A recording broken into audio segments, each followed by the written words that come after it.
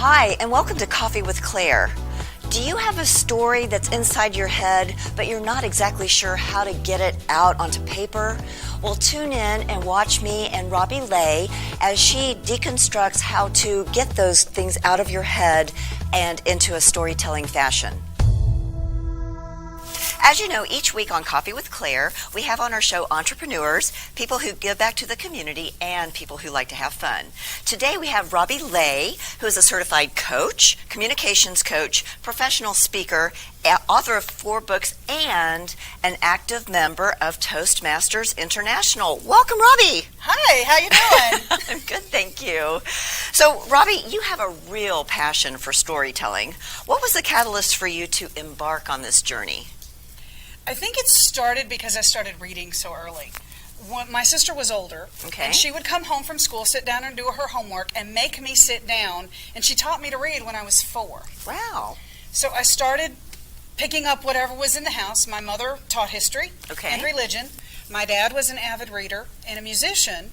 Oh, cool. And I was allowed to read anything I could reach on the bookshelf. Well, I wanted to read what was up there, so I would climb to the top of the bookshelf. Oh, wow. And I started reading everything. By the time I was in 3rd, 4th grade, I was reading Louis L'Amour Westerns, because that's what Daddy read.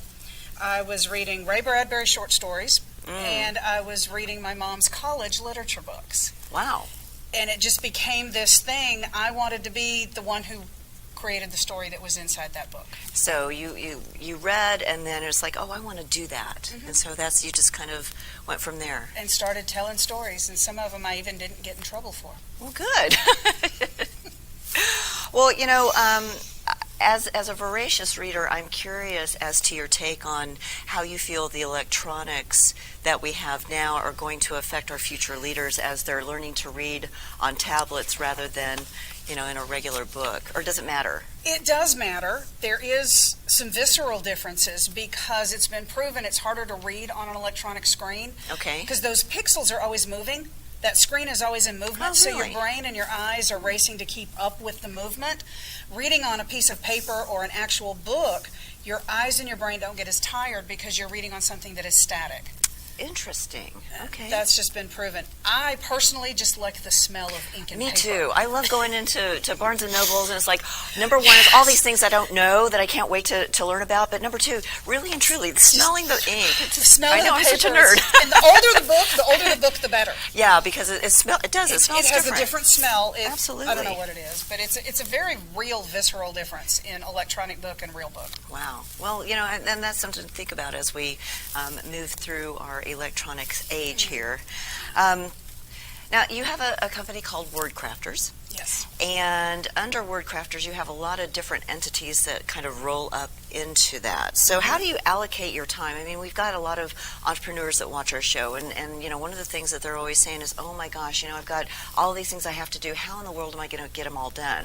So how do you allocate your time with all of the different parts and pieces of your business? For the most part, I use just what I call block scheduling. Okay. And I look at what I have to do, I look at deadlines, and I know approximately how long such and such is going to take.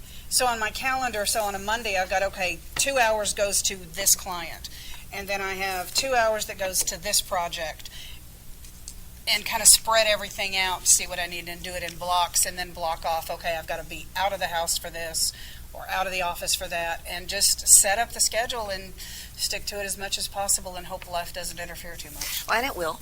So, you know, it's always good to have, you know, a little bit of cushion time in between things if you can. I do try to keep some extra cushion in there, and then I have to plan for time for football. Of course. Because football is important. Yes, yeah, it is. Well, you know, you've had your own business for a while now. What made you start thinking about, I need to own my own rather than work for someone else? Part of it was because I didn't know what I wanted to do when I grew up. Well, I'm still working on that. What, the growing up part, or no? Yeah, that too. Okay. I was working in a storage facility. I was the manager, and it was a very physically demanding job. Sure. I'd already slipped a disc in my back twice. Oh, yeah, ouch. I was looking at a lot of pain. A friend of mine who was fellow Toastmaster was doing some contract training for one of the national seminar companies, and she said, you really need to do something different. I know you're looking. Talk to them. become a contract trainer. She said, the catch is you have to be your own business. Okay. And I'm like, okay, my own business. Well, I'll start with something and then figure out what it's going to be later. So I gave myself a name, did the LLC, did all of the paperwork so I could do the contract training. And then over the last 3.5 years, I've refined now exactly what do I mean when I call myself a communication coach. Still a little bit of a work in progress, but I'm much more defined on where I want to focus. And you're a communications coach, but you're also a consultant. Yes. So I think people confuse those two terms, or they use them incorrectly. So can you kind of define for the audience what the difference is between a coach and a consultant? A consultant will come in and say, this is what you have, this is what you need. Mm-hmm. A coach will come in and say, this is what you have, this is what you need, and this is how you get there. The consultant usually doesn't tell you how to get there. Mm-hmm. They just give you the end result of what you need and leave it up to you to figure out how to get there. The coach will actually walk you through the process and help you figure out the steps you need to take. Okay, so I think that helps kind of clarify, my favorite word, the difference between those two. Yes. So what are some of the services that you provide under the consulting part of your business? Under the consulting, it would be a matter of, we have X number of documents that we need to refine. Okay. Look at it, tell us, is it too much, is it too little, what do we need to do to change it? Thinking of like policy and procedure manuals, they can get out of hand. Mm-hmm. So it's come in, look at it for us, tell us where we need to go with this to get it where we need it to be. And so I can look at that and sort of help them identify what's missing, what's there too much of, that type of thing. I have also consulted with people who are professional speakers. Mm-hmm. And say, I've got to give a presentation. Can you help me with this? What's missing? What's not? What do I need to do differently? So I've worked with that a little bit as well. So that's kind of what I do as a consultant. Look at what you have and kind of help you see what you have, identify what you have. Some people don't even realize what they have. Right, yeah, and so they kind of need a third neutral party to Mm-hmm. take a look and see, oh, okay, well, this part is great, this part we kind of need to work on, but at least you kind of give them a roadmap, so, Yes. you know, they're not just all over the place, you know, Right, and right. I think that's one of the gifts that you have, is that you really help people take all of these things that maybe are kind of jumbled up in their mind, and although you don't call yourself a linear thinker, you do allow, you know, you do coach people on how to progress their story Mm-hmm. from, you know, the beginning to the middle to the end, and have it all make sense. Right. You know, because sometimes when we have thoughts in our heads, they make sense up here, but then when it comes out, it's like, maybe Everything not. makes sense up here. Right. Why, thank you. I appreciate that validation, because sometimes I'm a little worried about myself. But so you do a lot of work with individuals and corporations in this whole realm of communication. I mean, you coach, but you also train. Yes. So when you're training communication skills, what do you find is the most challenging thing for people to really absorb, to really start, not just absorb, but actually implement? Words have power. Mm-hmm. If you don't put them in the right order, you're not sending the correct message. If Okay. you're speaking from your head rather than from your message, there's going to be a disconnect. And I'll give you an example. Okay. I was driving down to Austin to see my mom, Mhm. and I heard a commercial. Okay. It was for a dentist office. They were talking about the different services, but their last line said, "Our doctors can do all this under sedation." If you think about what that statement really says, I really don't think that's the message they wanted people to know. They don't get that. My question is, did you listen to your own commercial? And I always want to pick up the phone and go, and then I don't. Maybe I should. Maybe I'd get a new client that way. Maybe so. But it's that type of thing. What is the message you're trying to send, and what is the message you're actually sending? And I hear that, and I see that in advertising and all of this, and I cringe. But that's what I do, is I help them hear what they've actually said. And then they go like, "Oh, that's not the message we want to send." So then they can change that. Right. And you've published 4 books? up to this Yes, point? I Right? have published 4, 3 novels, 1 nonfiction. Okay. And, being a good person, I have my actual 3 novels Wonderful. with me. Well, tell everybody about your 3 novels. Well, these 2 are suspense, Okay. and they're in sequence. This is the first one, and this is the second one. Okay, so the first one is Terror by Terror Night. by Night. And then the next And one the second is called Arrows by Day. Okay. And again, they are in sequence. Oh, look. And so, like, night is dark and day is like sky. That's amazing. I did that in the little spooky eyes. Ooh, they are There's a spooky. stalker involved. So those 2. Story And of then- my life. No. And then this one is the most recent one. This one I published last year in 2016. Okay. And this is a fantasy. Okay. And so that's the 2 genres that I work with are suspense and fantasy. And the name it's of called this The one? Godless. The Godless. The Godless. Okay. And there is a reason for that. Okay. But I also brought those for you. Oh, well, thank you. I appreciate that. Well, you've helped a lot of people get their books out of their heads and into, these really nice published published materials. So, how do you do that? What's the process? That process that I do when I'm helping someone else start from scratch. Yeah. I do a little bit of ghostwriting. Okay. And that is where somebody will come to me and say, I have this idea. I want to present this, but I don't know how. Okay. A client that I'm working with right now, she's project manager, and she had the concept to create a manual for people who could to pass the next level of project management testing. Okay. It's a highly detailed thing, and she says, I don't know how to do it, mainly because I don't speak English well. It's her 3rd language. Oh. Not her 2nd, her 3rd. So I said, send me your research, show me your diagrams, I'll ask you some questions, and then you write out how you think it needs to be done, and then I would take it. So I took all of her research, all of her material, and wrote it for an English-speaking audience with her ideas, her concepts. I'm not a project manager, but I know what sounds right. I know what works in language.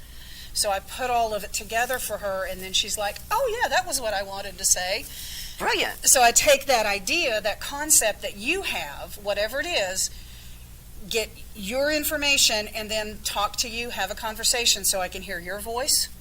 And then I can take that and present it in your voice, not in mine, so that the person who picks it up says, oh, that sounds like Claire.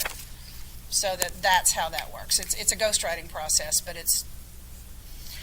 I don't know how it works. I just know it works. Well, and I think I love that you take the time to hear the other person's voice and really, make it sound like them rather than it sound like you through them, because that would distort I would think that even the reader It would. might have a little question in their mind as they're reading it, like, well, this doesn't sound quite Right.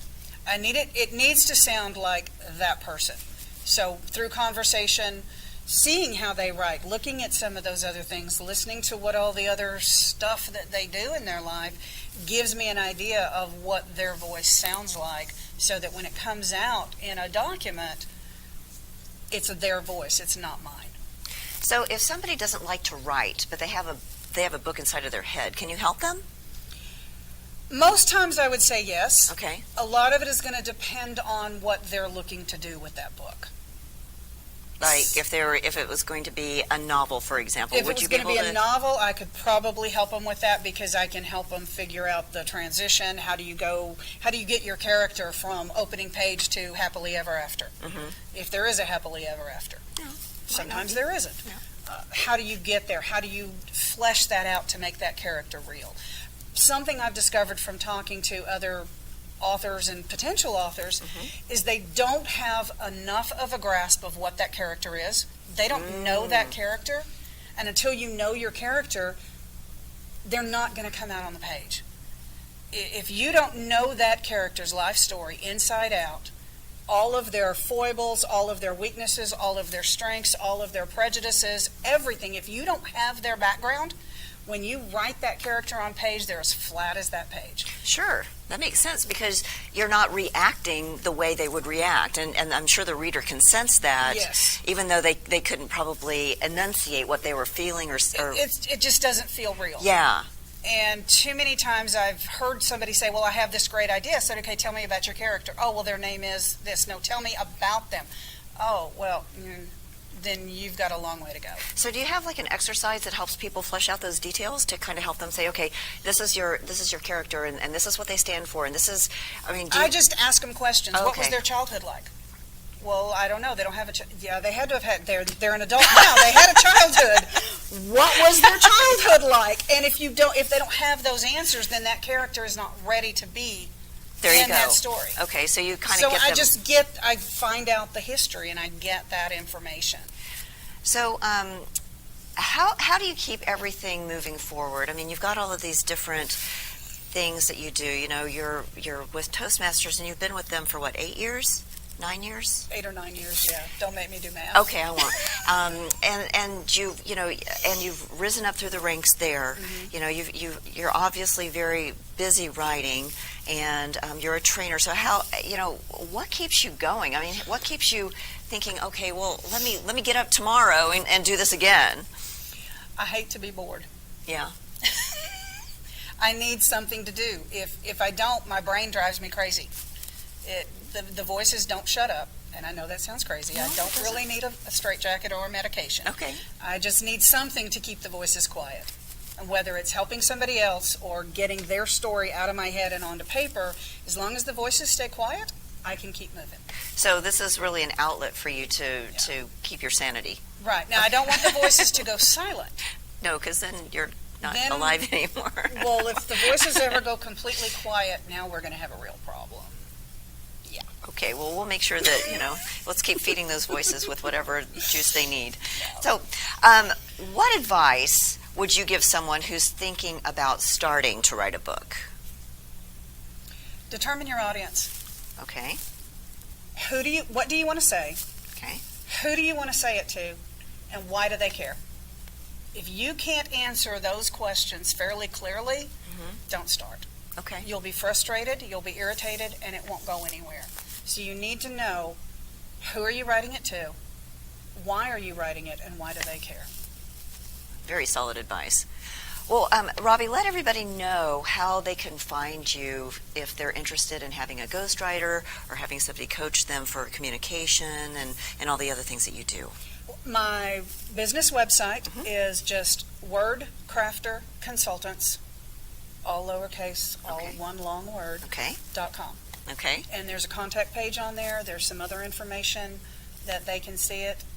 It connects to my author site as well. There's a link on there that says see me as an author, and you can go to my And they can order your books? They can order my books from my author site. I'm on Facebook. Okay. I've got 3 pages on Facebook as an author, as a business, and as an individual. So they can find all of that there. That's the easiest way to find me. Awesome. Well, Robi, thank you so much for being here today. We really appreciate it. All right. Thank you, Claire. I was so happy to be here. How do I balance responsibility and fun at work? You have to look at work like it is fun. You have to enjoy it. And then you make sure to take breaks. That's really important too. Some of the fun things about growing my business are interacting with really exciting people and going to really fun events and expanding my conversations and hearing about what people are into. I encourage people in their own lives to have fun by exploring what makes them happy. If you're struggling to have fun, I would say follow your gut. Follow what you think makes you happy and go with it. If it's cooking, if it's playing with dogs, if it's sewing, go for it. My business is called Dory Aromatherapy and Reflexology, and I work with people to help them feel more alive and relaxed and grounded and centered. So if you had a happy dance or a happy stance, what would that look like?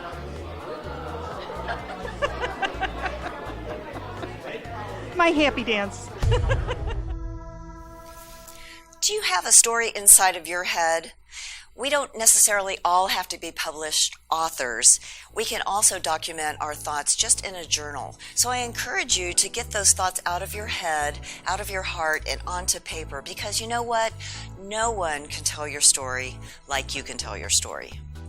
Now remember, you can watch Coffee with Claire archived editions on WBTVN/channel/Coffee with Claire, and we're also on Apple, Roku, and other internet TV carriers. And remember, always follow the fun. I'll see you next time.